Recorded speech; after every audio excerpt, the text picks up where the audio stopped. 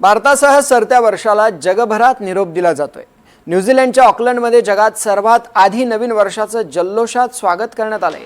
Sky tower परिसरात मोठ्या जल्लोषात फटाक्यांची आतषबाजी करण्यात आली आहे। न्यूझीलंडमध्ये मोठ्या उत्साहात जल्लोषाचं वातावरण दिसून आलं।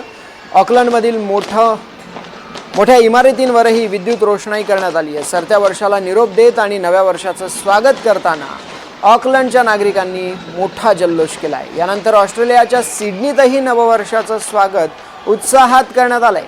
सुप्रसिद्ध सिडनी हार्बर ब्रिजवर आणि ऑपेरा हाऊस परिसरात विद्युत रोषणाई करण्यात आली आहे। फटाक्यांची आतषबाजी करत इथेही 2026चं स्वागत करण्यात आलंय। ऑस्ट्रेलियातील ही दृश्य यावेळी डोळ्याचं पारणं फेटतील अशीच आहेत।